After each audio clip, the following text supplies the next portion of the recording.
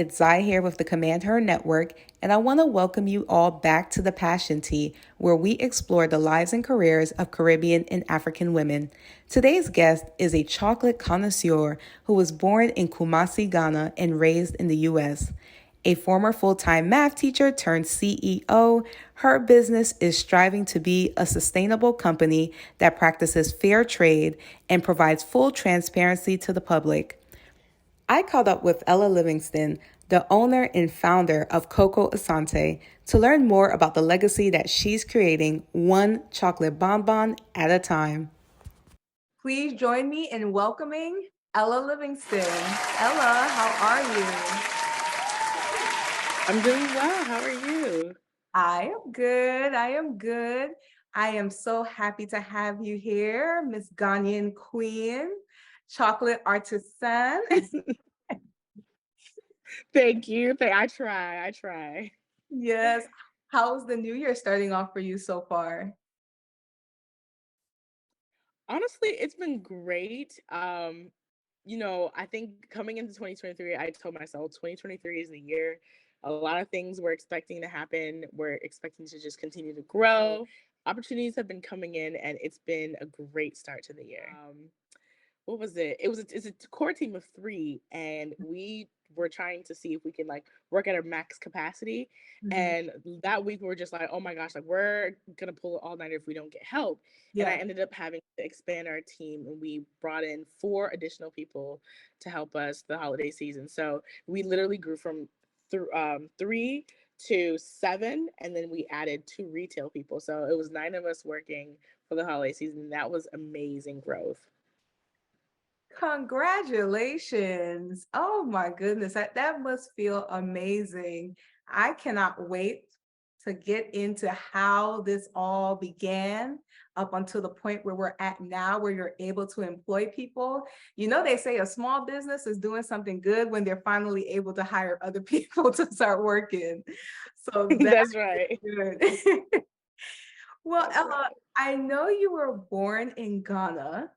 This is where your life's journey began. And you immigrated here from a very small age. Was it around 3 years old? That's correct. Okay. What was the reason why your family decided to immigrate to the US? So my parents decided to come here, I think for a lot of the same reason a lot of immigrants come to the US for Mhm, opportunity, primarily for education. mhm, My dad was a pastor, my mom was a teacher slash artist. mhm, And so they were doing really well back home, but I think they wanted to give us, their children, kind of a leg up in the world. And so they mhm, felt as though coming to the US would kind of give us that opportunity. So they came here for opportunity, for education. And mhm. growing up, we had that kind of hammered down into us. And so we knew like we had to get that education because that's what our parents, gave it all up for. What part of Ghana are you all from?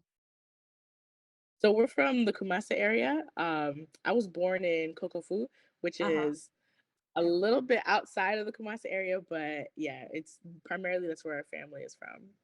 Okay. So your family's from Kumasi. You were well, and you included too because you were born there. And you actually have stated in your reasoning behind starting your business as your family having a long history of being cocoa farmers, right?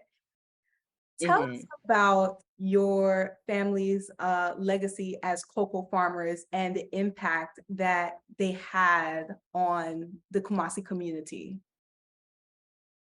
So I actually started learning a little bit more about that as an adult. Like my mom growing up would tell us, hey, we have cocoa farms in our family. And as a Mhm. kid, I would hear that, but it didn't really mean much to me because, here I am in the US. I haven't been back home since we left. And so I couldn't picture what that meant. Yeah. But my mom was just, I'm still learning, even up until now, I'm still learning more and more about our family and what we do, but primarily it's on both sides, but primarily my mother's side is Mhm. the one that I've been delving deep into, and part of that has to do with the fact that we're a matriarchal society, and so land is passed down through the women. So I'm trying to delve in as much as I can to my mom's side. And so she was just telling me a little bit about the farms that we had. what areas it spanned, what sort of crops we grew, Mhm. and how primarily cacao was one that we used to kind of, bring in money as a family, or, sustain our livelihood as a family. Mhm. And the more I learned about that, the more I also learned about all the inequities that exist in the cocoa industry. Mhm. And that burned, me to want to kind of make change and have an impact bigger than just making chocolate. So as I learned more and I grew more as a company, my vision for Cocoa Asante changed from, oh, let's just make chocolate, to let's actually make an impact with what my family is doing back home in Ghana. That word legacy is just very important within Ghanaian families and African families in general. And there's often a lot of, I guess, pressure that is put on the child to make sure that they honor the family's legacy. When you think back to your childhood, did you ever feel like that idea of having to carry on a legacy was a burden, or did you take pride in it from a very young age? Ooh, that's a tough question. It's I think both. Mhm. So, my family coming here for education, I felt the burden of, like, fulfilling that aspect of our legacy of being, Mhm. succeeding, going to college, um, you know, doing something great. And that aspect was burdensome, because although I am not the oldest child, I am the only female. And so there was a lot of pressure put on me, that wasn't put on my brothers, for Mhm. me to do certain things in the name of the family. Um, Now, in terms of what I'm trying to do with Coco Asante, in a Mhm. strange way, I don't feel burdened by that, even though it's bigger than anything I could have ever imagined me doing for my family. Mhm. I think mostly because it's something that I came to on my own. It Yeah. wasn't something that my parents put on me, my relatives put on me. It's something that I saw that I wanted to do and I wanted to address. So for that reason, that aspect of my legacy isn't a burden to me at all. And I don't feel the only pressure I feel is the pressure that I put on myself, because Oh, now I have, mhm. a daughter, and I want to pass down that legacy. Yeah. And so it's pressure to succeed, but it's in a good way. Mm, I love that. So it's really transformed to make you feel more motivated to push yourself and make Hmm. your business function well. Your journey with Coco Asante begins as a teacher who was, well, you were studying abroad at the time, right? Were you were teaching abroad too? Yeah, Okay.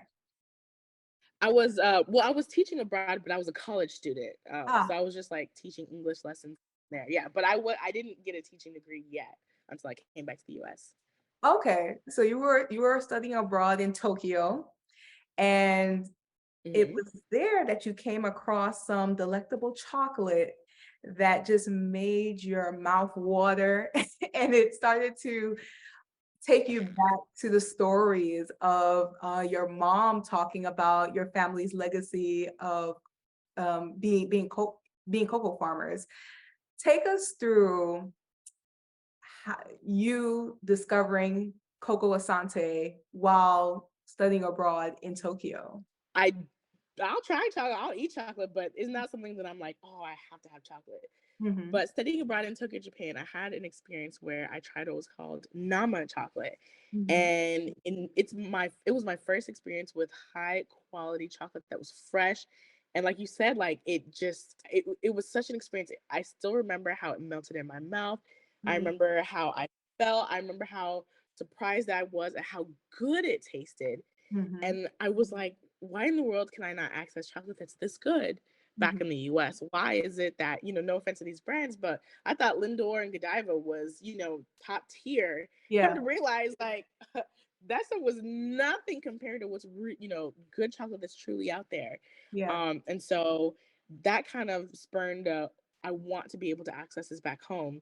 Then I Mm. recalled, what my mom would say about the cocoa farmers. Yeah. And the interesting thing about Japan is when people don't ask you necessarily where you're from, they ask you, like, where were you born? That's typically Mhm. how they phrase the question. And so I would say Ghana. And every time I would say Ghana, they would say, "Oh, chocolate or cacao," Mhm. because Ghana is known for growing great cacao. And like my mom had told me, but like I said, it didn't really matter much to me until I saw other people making that name recognition. And so I would always say, you know what, I'm coming from Ghana. We make great, we grow cacao already. I've tried this great chocolate. You know what? Let me just start my own chocolate factory.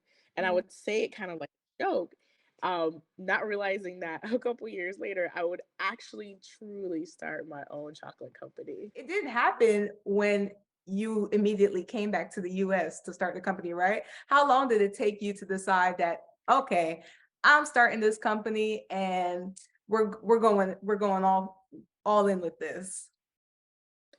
It honestly took about, I think, 4 years. Yeah, it took about 4 years. So I came back, I graduated from college, Yeah. I pursued the education route, Mhm. and I ended up in Chattanooga. And I remember I had taken my boyfriend at the time, who's now my husband. I took him to go meet my dad, and my Mhm. dad just randomly said, "Hey, whatever happened to that?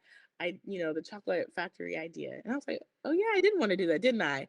Yeah. And literally from that, I actually started to take the steps to start, what would become Cocoa Asante. And so Mhm. the idea was planted in Japan. My Mhm. dad reminded me of it, and then I took the steps to start the company. And it was difficult. It was not the easiest at all because I have no background in entrepreneurship. Well, I have no background in having a small business, although Yeah. I've done entrepreneurship here and there. I did hair, I was a photographer, I did this. Mhm. But nothing official like this. So yeah, that's how I got started. Not direct, very, very this type of journey. Yes. I definitely want to get into the challenges that you faced as a small business. But before that, would love to know you as somebody who graduated from Spelman College, uh, one of the most distinguished HBCUs in the nation. Yeah. Did Spelman impact your pursuit of becoming an entrepreneur in any way? 100%. 100%. So I wouldn't have had that experience studying abroad if I didn't attend Spelman. Mhm. One of my professors actually pushed me to study abroad, and I was just like, but I'm not an international studies major. Here I am studying mathematics and engineering. Like, I can't make this work. And she worked with me to make it happen. And so I wouldn't have had that experience in Japan, which in turn means I wouldn't have pursued Coco Asante if Mhm. it wasn't for Spelman College.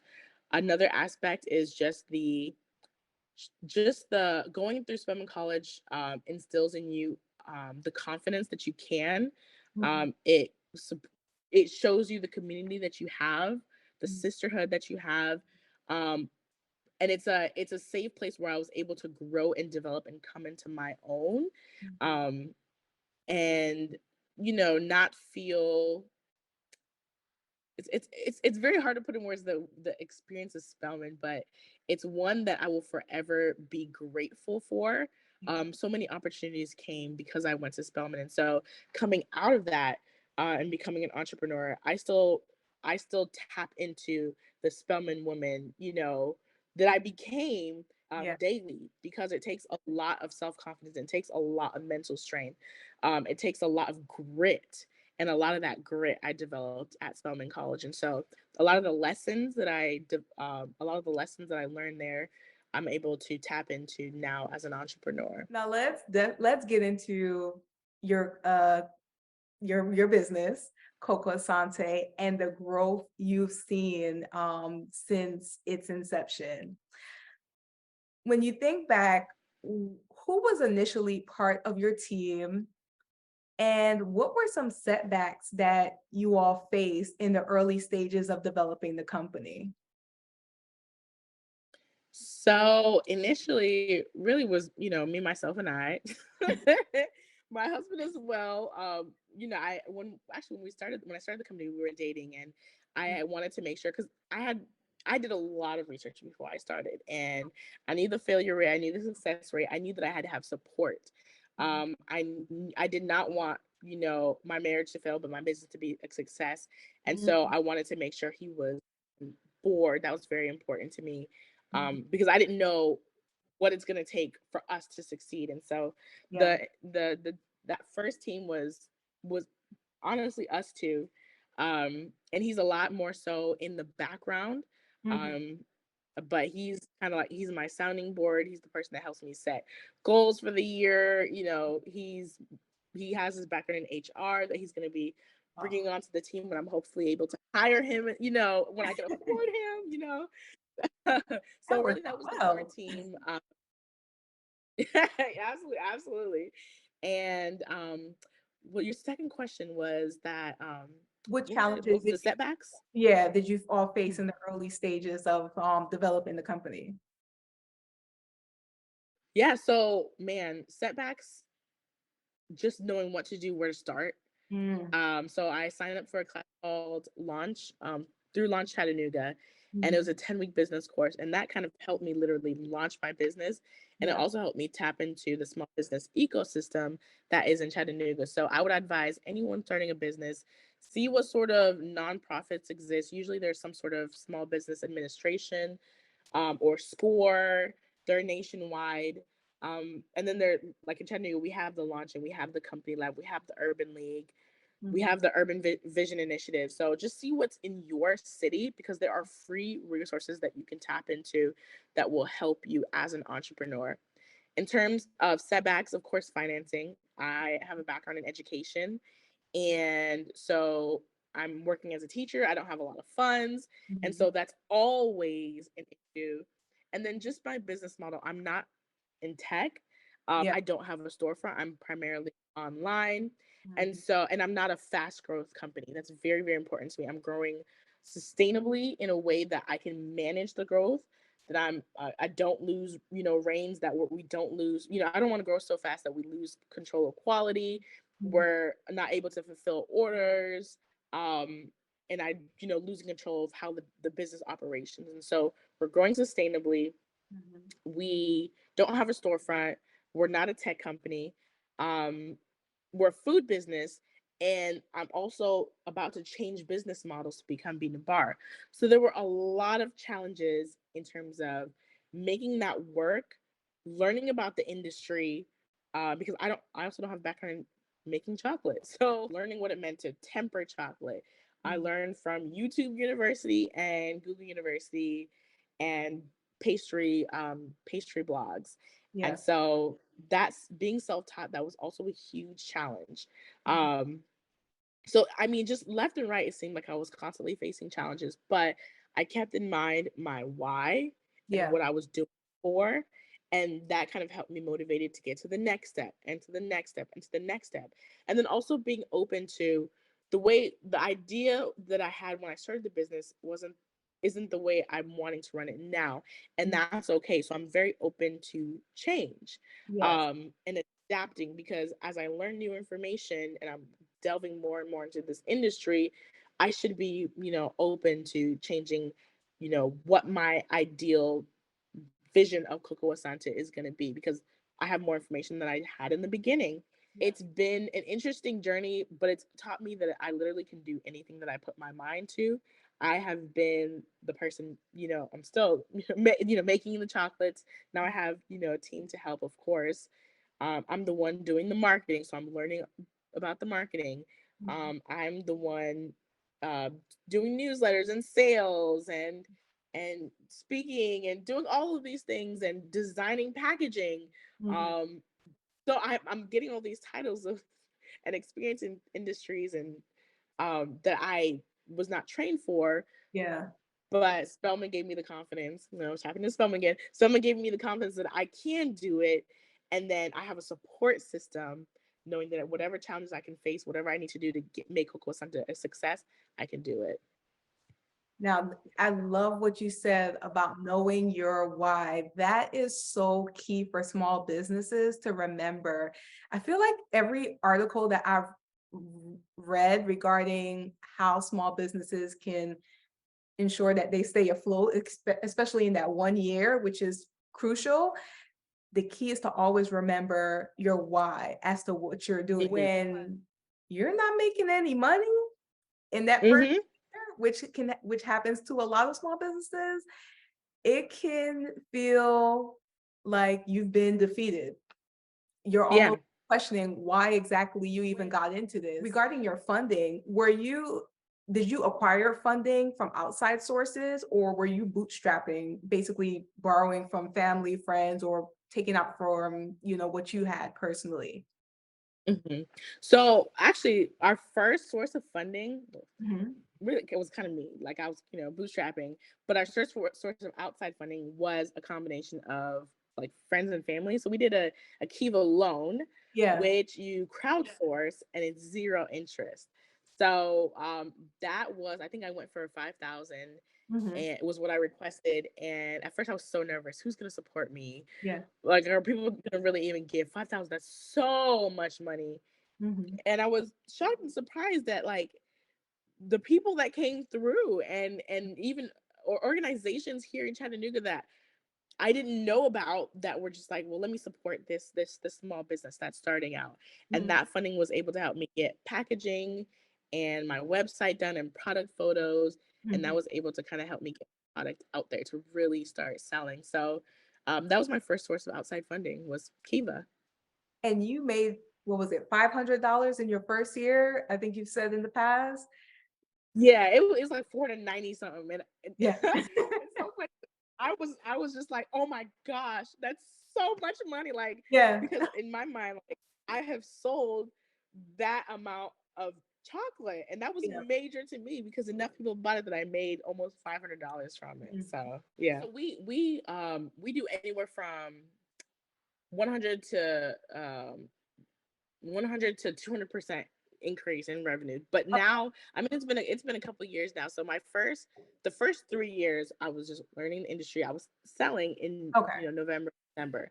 So that first year we did about 400, I think. And I'm a very transparent. The second year we did 4,000. I was like, oh, Yeah. 4,000. I mean, I'm only selling November and December. The next year we did 9,000. What? So it was like progress, improvement, still only selling those Yeah. 2 months. And I was at my 2021 was when I launched, I brought on a business partner Mhm. and we launched and started operating year round. So we did like what 9 months out of the year because we Mhm. closed on for about 3 months and we did 44, I believe about 44,000 in sales. We did get some grants, so that also increased our revenue, but just in sales was 44. And then last year we just closed out. We brought in, we hired additional employees, and Mhm. so last year we did 80, I think 82,000. And so that's been a huge jump of when I made four 400 $500 to Yeah. now 80 something. I'm just like I'm in shock. But you know what? There's businesses that do 80 something thousand in a month. And we need to get to that step. You know what I'm saying? If we're trying to be plus, because if we're Yeah. trying to be that $1 million, company or even, 10 million or 100 million, like, we need to grow and scale to that capacity. It's been interesting because um all through that, Mm.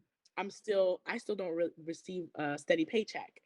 Mm. And so I still have a part-time job as a teacher because it's important to me to grow the company, that I'm investing back into the company, Mhm. that I'm paying my employees because I couldn't do it without them, that I'm investing in systems to make sure we're operating efficiently. So if I'm not there, the business can continue to run.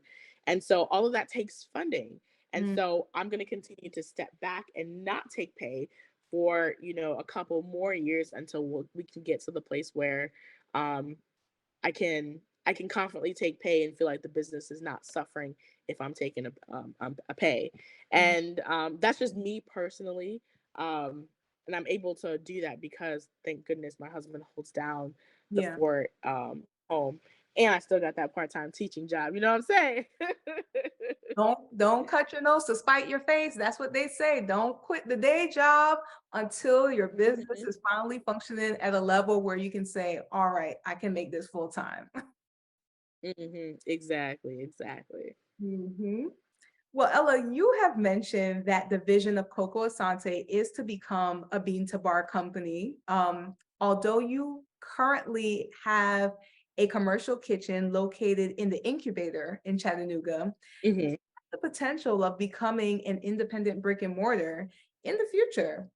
Keeping the vision of transforming into a bean to bar chocolate company in mind, can you explain why securing an independent brick and mortar will help to grow your business versus just sticking with e-commerce? Mm-hmm. Yeah. So part of me wanting to eventually do brick and mortar still, Mhm. because with COVID, a lot of businesses transformed where it was like brick and mortar is dead, e-commerce is Yep. everything. And we were able to, because we were primarily e-commerce anyway, like Yes. we were okay. But it doesn't, I think some, you know, post COVID, Mhm. tourism is still happening. And I was realizing that as a destination, Chattanooga is starting to kind of get more and more out there, more and more known as a Mhm. place that you can come and get away and relax and enjoy scenic city. And I Yeah. was not able to tap into the millions of tourists that come into Chattanooga every year and Mhm. the tens of millions of dollars that they bring into our city. And so I wanted to be able to um, access that, but the only way I can do that is if I have a brick and mortar. Yeah. In addition to that, I also wanted a place where, because primarily people get it online or Yeah. wholesale. A lot Mhm. of customers just want to come in and just grab some chocolate directly from us, because a lot of our wholesale shops, they don't always have all of our flavors. There's Mhm. only one retailer that we work with that does our bonbons. Everyone else does our bars for shelf life. So customers can't get whatever they want whenever they want it. And so I want to be able to provide my customers that as well. And then the third reason is because I want to be able to have people see how chocolate is made. And Yeah. so our facility will have, people can come in and tour, see the bean to bar process, how it's made from the cacao bean all the way to the chocolate bar. And then here you have a little beautiful lush cafe that you can enjoy the chocolates that you just saw being made in. Mhm. And then you can also, there's an educational component, not just with the chocolates, but learning about what's happening in the cacao industry and Mhm. how we as a company are addressing all of the issues of exploitation that have to do with chocolate. So there's plenty of reason for me to want to tap into having a brick and mortar, but I recognize that now is definitely not the time. Mhm. But in the future, it's something that I certainly want. Going back to what you said about that educational component, of course, that is still an important part of your life as you started off as a teacher. You're still teaching part-time. And even with the business, I see that you have chocolate making classes that you offer. Regarding the chocolate making classes, what kind of feedback have you gotten from people who have attended? Yeah, so those have been super fun. The feedback is, this was great. This was fun. I didn't expect to have this much fun. And Mhm. also, I didn't expect it to be this hard. Mhm. So, a lot of people feel, when you see chocolate, when you see food in general, you don't always think about the labor that goes Yeah. into it. And for us, making artisan chocolates, it's very labor intensive. I mean, things Mhm. are hand painted. Chocolate is tempered. Some people don't even know. Like me, when I started, I didn't know what tempering was. Yeah. And so, when people come into our class and they learn how to temper chocolate by hand, the process, how it, what, how intricate that process is, and how if you mess up by a couple degrees, you need to now start all over. Mhm. And so them experiencing that, they were just like, I didn't realize how difficult this was. Like they were more appreciative of of the work that we do, to bring them the beautiful chocolates that we bring them. And so a lot of people, they enjoy it. It's fun. They're appreciative. They learn a lot. They also get to learn about Ghana more. And Mhm. then we also provide wine and chocolate bonbons to taste. And so they enjoy that aspect because it's like chocolate galore. You literally get to eat so much chocolate. It's not even funny. And then you get to take, home your very own, I think it's like 3 bars that you get to take home that you created yourself. And you can either enjoy them yourself or gift it to somebody. And so it's a really, really nice experience. And that's what people come to us for. Our chocolate turn experience and our classes are also a great experience. Mm. Well, Ella, you've got me hungry, giving me a sweet thinking about Coco Asante's journey over the past few years and reflecting on those stories that you got from your mother about the legacy of your family being cocoa farmers. What do you want Coco Asante's legacy to be? Ooh, girl, that's a hard question. Ooh, and that's a hard question. I'm still grappling with. I'm still grappling with. I want the legacy of Coco Asante to be long lasting. Mhm, I want us to be known as a Black owned company. A mhm, Ghanaian owned company would be even better, I want us to be known as a company that did good in the mhm. cacao industry, that really worked to take ownership back to Ghana, Yeah. which is something I don't even know if I talked about here, but our primary goal, our long term goal is to be able to move manufacturing back home to Ghana. Um, that way, because Ghana's making a move where they want to process cacao back home, add value to it before exporting it, and that'll help them deal with a lot of the issues of exploitation that their farmers are dealing with. We'll be able to, in my opinion, better address issues like child slave labor, deforestation, sustainability, et cetera, et cetera. And so I want to take ownership back home to Ghana, and I want Cocoa Asante to be known as the company that was on the forefront of really bringing about that change of making sure Ghana received what was fair and what it's due for such a beautiful resource such as cacao. A lot of times when you think of chocolate, you think of Belgium chocolate and Swiss chocolate, but you don't realize that over 70% of all the cacao grown in the world comes from Ivory Coast and Ghana, literally two neighboring countries in West Africa. And people need to know that. And people need to know that we can do more than just grow cacao, but we can create beautiful, decadent treats um, with this beautiful resource. Love it. Well, I'm excited to see the growth of Coco Asante these next few years. Sounds like you're already off to a blistering start for 2023. Tell us where we can find Coco Asante and support your business via social media or your website. Tell us how to do this. Yes, so you can find us on TikTok, Instagram, Facebook at Coco Asante. That's CocoAsante. And then, of course, you can visit us on our website. We do only ship during the cooler months, so late fall to early spring. So if you're not in the Chattanooga, Tennessee area, you need to order now because spring will be here before you know it. And you can do that at www.cocoasante. That's CocoAsante.com. Well, thank you so much, Ella, for joining us. I appreciate it and good luck this year. Thank you. Thank you for having me. Ella's commitment to ensuring that Coco Asante grows at a manageable and sustainable rate is an indication that she's dedicated to delivering top-notch quality to her customers. Coco Asante is on the path of becoming the premier gourmet chocolate company of the world. If you'd like to support Coco Asante, I'll leave their website and social media pages in the description box below. Tell me what you all think about Ella's mission of creating a sustainable chocolate company. Drop your comments below, and thanks for tuning in.